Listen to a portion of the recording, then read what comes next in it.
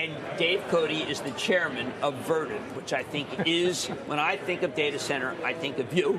Good. Because you were the first one that explained to me at $16 that this was $16. Dave says, you know, Jim, have you looked at this Vertiv? I said, oh, man, it's all the way at $16. He goes, have you thought about it the other way? It's all the way at $16. Dave Cote, thanks for being on the show. But actually, the one that I've always liked, you sent me this clip once that said, I feel like I'm sitting on a gold mine. I little did I know it was a diamond mine that I was sitting on. Yeah, I mean, I love Dave used to live next door to me in Summit, and he has a really great conference in February and March that I attend.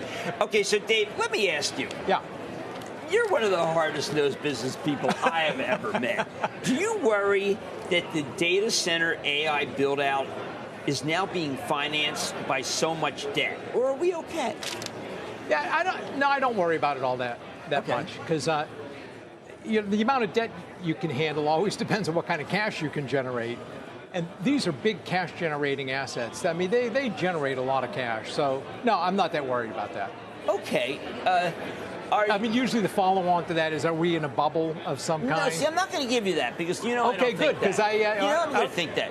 I am far more concerned about the companies whose stocks are going down precipitously, whom I think are doing well. For instance, I have to tell you, I think Alphabet is doing incredibly well, but it's getting taken down with companies that don't have cash. And I think that NVIDIA is real, and that people are they're giving up on it, in part because it's going down. And I think that, I remember when Vertiv was at 100, and right after they reported, no one started, but you said, Jim, you know, our orders are going up. Yeah. What is the state of things, is what I'm saying. Oh, I'd say it's very positive for at least the next 5 years that everything. 5 years. Yeah. It's kind of tough to look much beyond that. But if you just take a look at the orders and you take a look at how much their AI businesses are growing. So there'll be a tendency to look at, data center sales are up so much.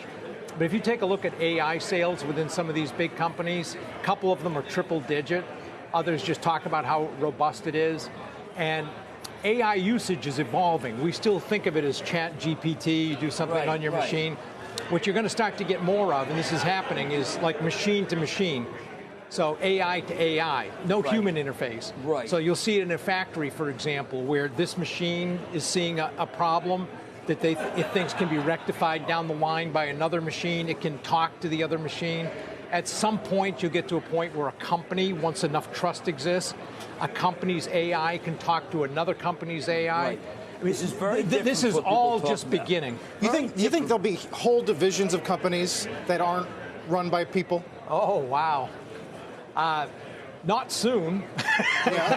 Okay. Not soon, but I mean, you keep extending this stuff. At some point, you'd have to say, yeah, it probably could. Or at least strategic missions will be written by not people. You keep carrying it on. You say, yeah, at some point that has to be possible, but it's not something that I would say is anytime soon. Now, I want people to understand where your company fits in the food chain. If I'm in a data center without a naked data center, they run really, really hot, and therefore they burn up. Can you tell people in the food chain why Vertiv is the one that would know more than almost anybody? Oh, yeah. Well, we've got the panoply of the innards of a data center, other than the server. So you think about two of the big things that you have to accomplish are uninterruptible, sustainable power coming in, which is a lot more difficult than it sounds. The other is, how do you cool everything in the building? It used to be very simple. You just had a big air conditioner, cool air in, warm air extricated. Now with this liquid cooling, where you have to get the liquid directly to the chip in order to remove heat, significant part of the functioning of a data center, because if you're not cooling those chips, the thing stops working very quickly. Third piece of it is the server rack. And you think, it sounds like a simple thing that you just buy in a store somewhere, but these server racks that the servers plug into, very sophisticated piece of equipment.